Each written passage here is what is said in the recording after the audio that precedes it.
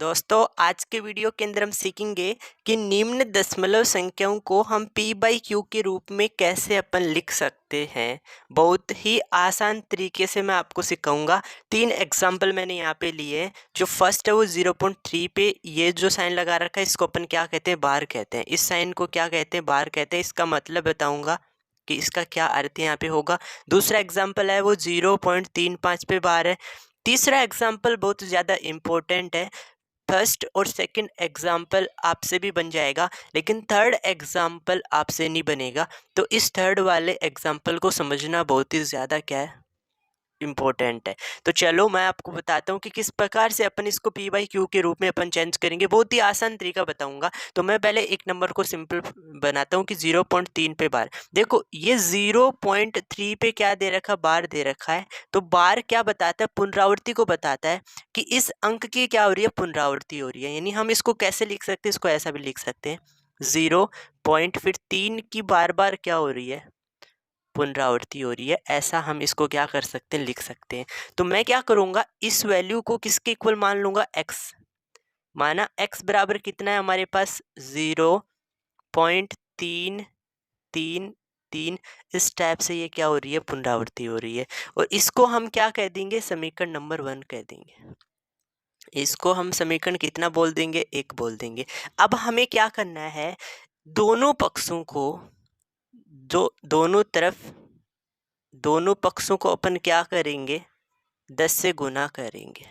को 10 से गुना करने पर, अब हम 10 से क्यों गुना करेंगे, क्योंकि कई बार मैं यहाँ पे 10 से गुना करूँगा, कई बार 100 से गुना करूँगा। तो वो किसके आधार पे करूँगा, तो आप इतना देख लो कि पॉइंट के बाद यहाँ एक अंक पे क्या दे रखा, दशमलव दे रखा है। तो हमें क्या करना पड़ेगा, इस एक अंक को इधर लाना पड़ेगा। तो इस अंक को अगर पॉइंट से पहले लाओगे तो आप एक अंक को लाओगे तो 10 से गुना करोगे। अगर आपको यहाँ से 2 अंक लाने होंगे तो हम 100 से गुना करेंगे। तो हमें यहाँ से 1 अंक लाना है तो हम दोनों तरफ 10 से गुना कर रहे हैं। x को 10 से गुना करोगे तो कितना आ जाएगा, 10x आ जाएगा बराबर। अब हम इस नंबर को भी 10 से गुना करेंगे तो ये जो डेसिमल पॉइंट है वो कहाँ चला जाएगा, एक अंक इधर चला जाएगा। 10 से गुना करने पर ये जो पॉइंट है वो इधर जाएगा एक अंक, तो कितना आ जाएगा, 3 पॉइंट।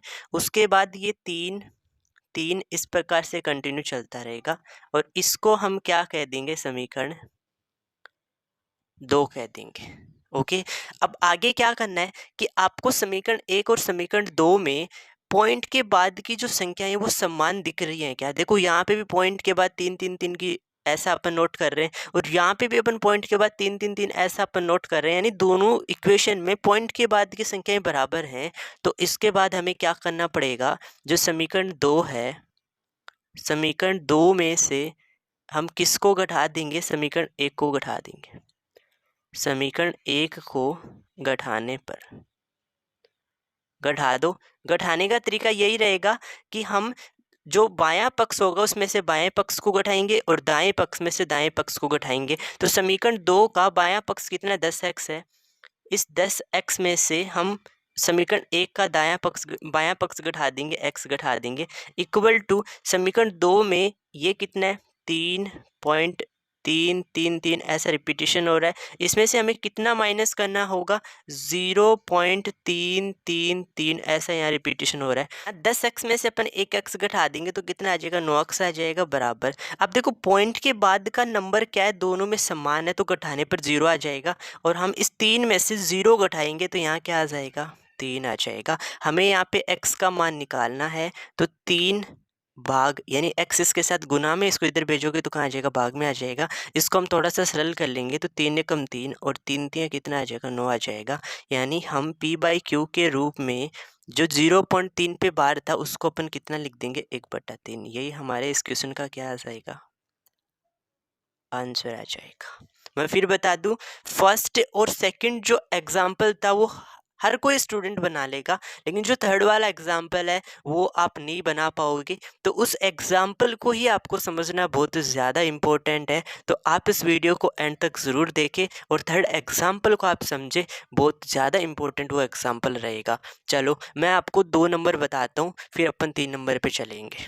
यस देखो, हम इसको भी अपन क्या बनाएंगे, ऐसा 0 पॉइंट, अब 3 5 की यहाँ क्या हो रही है, पुनरावृत्ति हो रही है, तो हम 3 5 3 5 इस प्रकार से अपन क्या कर सकते हैं, नोट कर सकते हैं। फिर हम इस वैल्यू को किसके इक्वल मान लेंगे, x, तो x इक्वल टू कितना आ जाएगा, 0.3535 की पुनरावृत्ति अपन ऐसा नोट कर देंगे।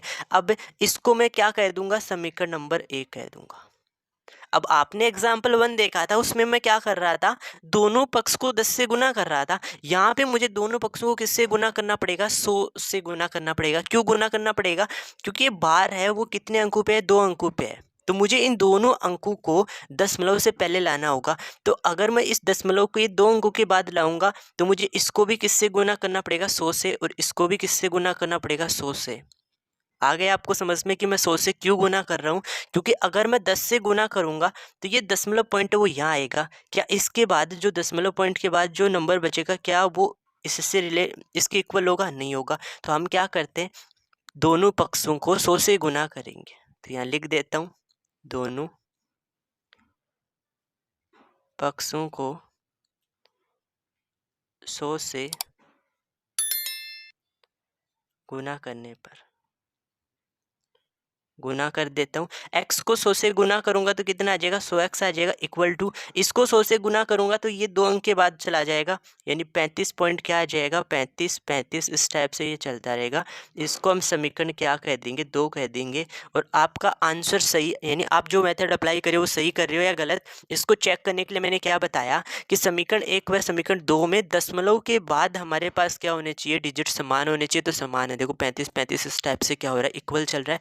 तो हम क्या कर देंगे, घटा देंगे, और समीकरण जो 2 रहेगा उसमें से हम किसको घटा देंगे, समीकरण 1 को अपन घटा देंगे। तो 100x में से x को घटाएंगे तो कितना आ जाएगा, 99x आ जाएगा। पॉइंट के बाद का नंबर समान है तो 0 आ जाएगा, और 35 में से 0 घटा दोगे तो कितना आ जाएगा, 35 आ जाएगा।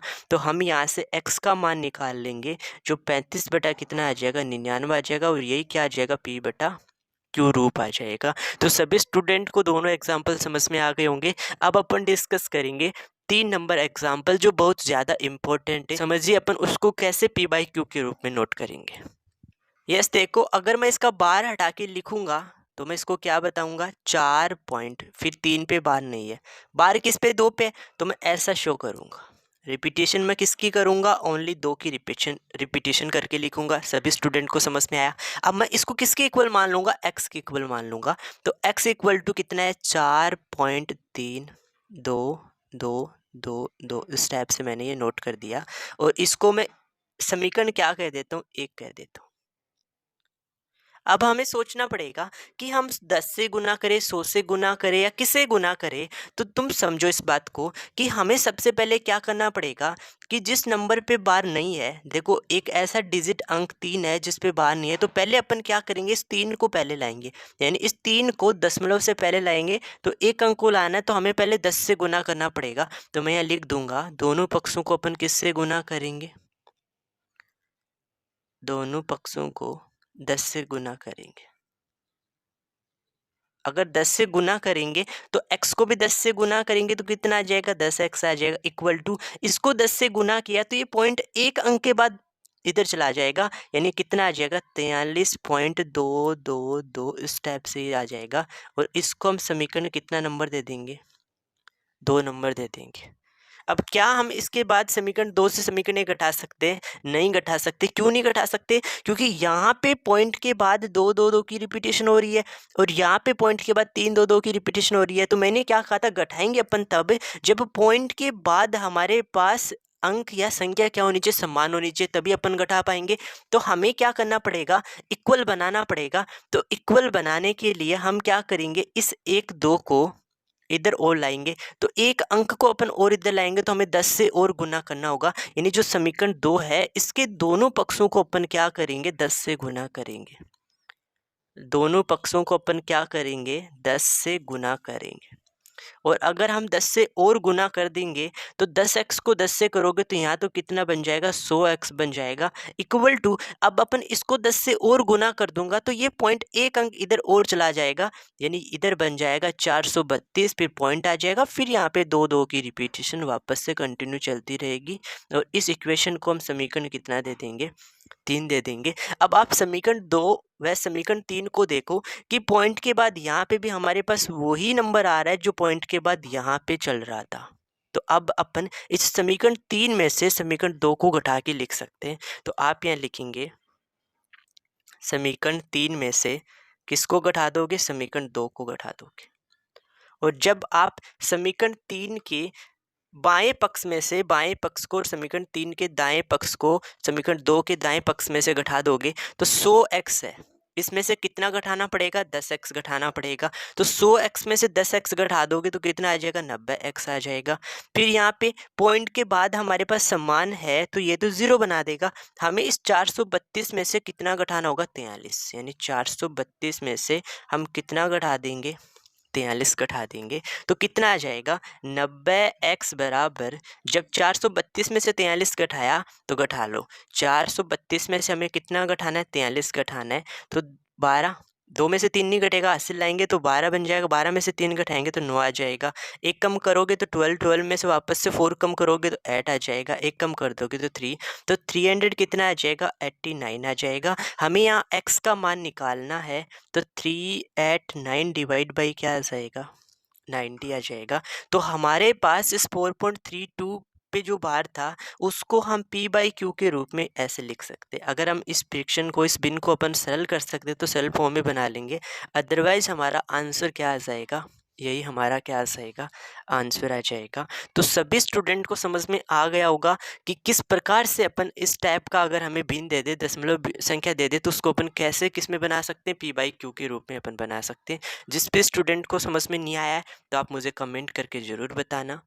और अगर आपको समझ में आ गया, वीडियो अच्छा लगा तो आप इस वीडियो को लाइक ज़रूर करना। और चैनल पे अगर आप पहली बार विजिट कर रहे हैं तो आप चैनल को ज़रूर सब्सक्राइब करना। Okay, thank you for watching video.